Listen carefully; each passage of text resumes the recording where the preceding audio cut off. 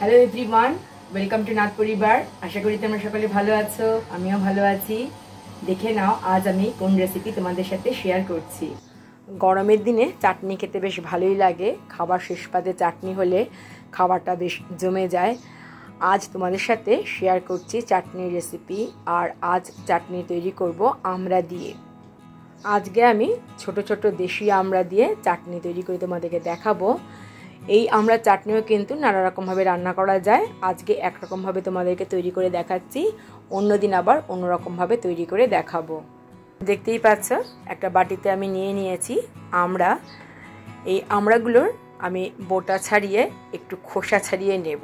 খোসাটা একটু ছাড়িয়ে নিলে কি হবে বলো তো, যেমন তাড়াতাড়ি সেদ্ধ হবে, আর আমড়ার মধ্যে যে একটু সামান্য তেতোভাব থাকে সেটাও লাগবে না, আর টকটাও অনেকটা কমে যাবে। অবশ্য যারা একটু টক খেতে পছন্দ করো তারা খোসা না ছাড়িয়ে রান্না করতে পারো, তাতেও কোনো অসুবিধা নেই। দেখতেই পাচ্ছ আমি এইভাবে খোসা ছাড়িয়ে নিয়েছি। একটা তোমাদেরকে দেখাচ্ছি, দেখো এইরকম সবটা খোসা ফেলতে হবে না, জাস্ট একটু হালকা ফেলে দেবে। খোসা ছাড়ানোর পরে আমি এগুলো একটু সেদ্ধ করে নিচ্ছি, জাস্ট হালকা সেদ্ধ করব। সেদ্ধ বলতে জাস্ট একটু ভাপিয়ে নেব।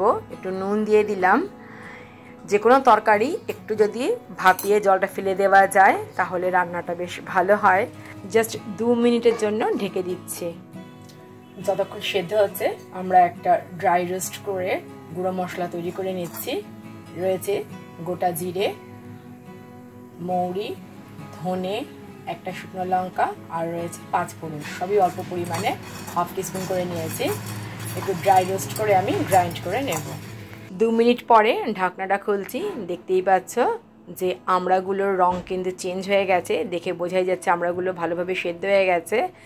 একটা ছুরি দিয়ে আমি দেখে নিলাম, দেখাই যাচ্ছে খুব ভালো সেদ্ধ হয়ে গেছে। এবার আমি জল থেকে আমড়াগুলো ছেঁকে তুলে নিচ্ছি। একটা থালাতে ড্রাই রোস্ট করে সমস্ত মশলাটা আমি গ্রাইন্ড করে নিলাম। আমি মিক্সিতে গ্রাইন্ড করে নিয়েছি, ইচ্ছে করলে তোমরা শিলেও কিন্তু গ্রাইন্ড করে নিতে পারো। এবার এটা এক সাইড করে রেখে দিচ্ছি।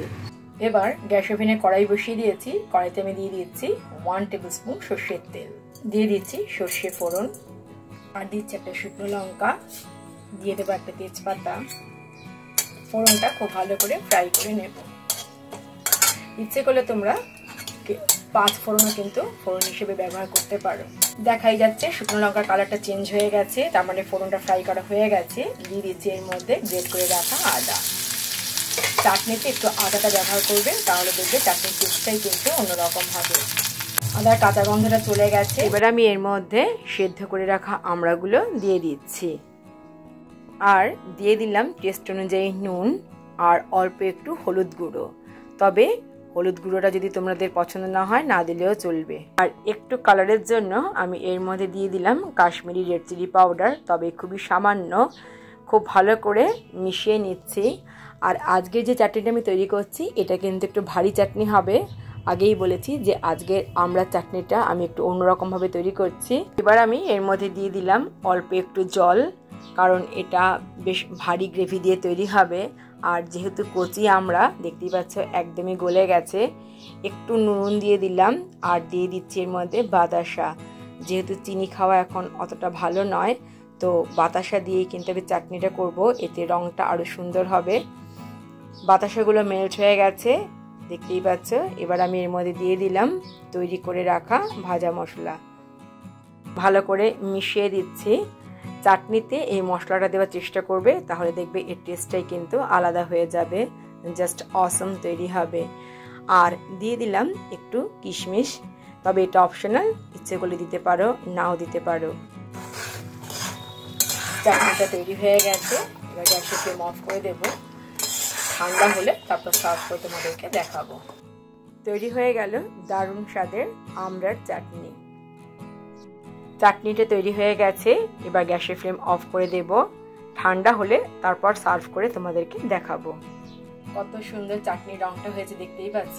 মোটামুটি চাটনিটা ঠান্ডা হয়ে এসছে। এবার আমি তোমাদেরকে দেখাচ্ছি সার্ভ করে একটা বাটিতে। দেখতেই পাচ্ছ এইরকম হয়েছে।